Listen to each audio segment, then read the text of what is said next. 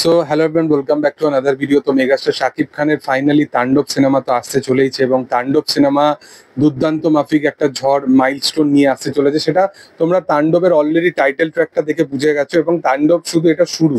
এছাড়া টাইটেল ট্র্যাকটাকে যেভাবে সে ইউজ করবে বিজিএম হিসাবে যেভাবে ইউজ করে সেটা তো এটা দুর্দান্ত লেভেল। এবং এছাড়া আইটেম নাম্বার, রোমান্টিক ট্র্যাক এগুলো আসা এখনো বাকি আছে। তাণ্ডবের ট্রেলার আসবে কিনা এটা জানা অজানার বাইরে, বাট এরকম সামথিং কিছু বিগার লেভেলের তাণ্ডব আসতে চলেছে। এছাড়া মেগাস্টার শাকিব খানের তাণ্ডব ইন্ডাস্ট্রি হিট হবে এবং সেটা নিয়ে এখন থেকে অডিয়েন্সের মধ্যে এটাই অডিয়েন্স প্রেডিক্ট করে রেখেছে যে 100 কারোর ক্লাবে এই সিনেমাটা পৌঁছাবে। এবং 100 কারোর ক্লাবের এই যে ডাঙ্কাটা কেন কবে থেকে বেজেছিল সেটা হচ্ছে বরবাদ আসার পর। বরবাদ সিনেমাটা 90 কারোরের কাছাকাছি বক্স অফিস কালেকশন করেছে, যেটা 100 কারোর ক্লাবে পৌঁছাবে কিনা জানি না। তবে তোমাদেরকে বরবাদ রিলেটেড একটা বড় আপডেট দিয়ে দিচ্ছি যে বরবাদ সিনেমা, এই সিনেমাটা এখনো কিন্তু বড় পর্দায় চলছে এবং এর কালেকশন সম্বন্ধিত ব্যাপারে এখনো কিছু ট্রাস্টেড সোর্সেস থেকে সেরকম লেভেলে কিছু কালেকশন বা আপডেট সেরকম পাইনি বলে তোমাদের সাথে শেয়ার করিনি। আমি যতটা পারি যে সঠিক আপডেটটা দেওয়ারই চেষ্টা করি, নাহলে এরকম মাল্টিপল 10টা ভিডিও আমি বানিয়ে দিতে পারি বরবাদ রিলেটেড, তাণ্ডব রিলেটেড, সেটা আমি চাই না। তবে তোমাদেরকে যেটা সঠিক আপডেট যেটা দেবো সেটা হচ্ছে যে বরবাদ সিনেমা কিন্তু, এই সিনেমাটা কিন্তু ওটিটিতে খুব তাড়াতাড়ি মুক্তি পেতে চলেছে এবং কবে ডেট, কবে রিলিজ টাইম সে সম্বন্ধে তোমাদেরকে অবশ্যই আপডেট দেবো।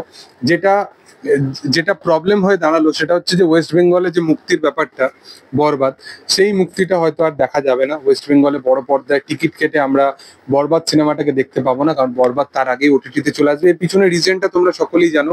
সিনেমাটা পাইরেসি হয়ে যায়, পাইরেসি হয়ে যাওয়ার পর মোটামুটি প্রবাবলি অনেকেই সিনেমাটা দেখে নেয় এবং যতটুকু ক্রেজ ছিল সিনেমাটা দেখার প্রতি, সেটা কোথাও গিয়ে যেহেতু পাইরেসি হয়ে যায় এবং পাইরেটেড ভার্সনটা এইচডি প্রিন্টে আমরা দেখতে পাই, তো সেইখানে দাঁড়িয়ে কোথাও গিয়ে আর মনে হয় না যে এটা কোনোভাবে লজিক, যেটা কোথাও গিয়ে সেই রকম ভাবে এই সিনেমাটা ব্যবসা করবে ওয়েস্ট বেঙ্গল বলো বা কোনো জায়গায় বলো।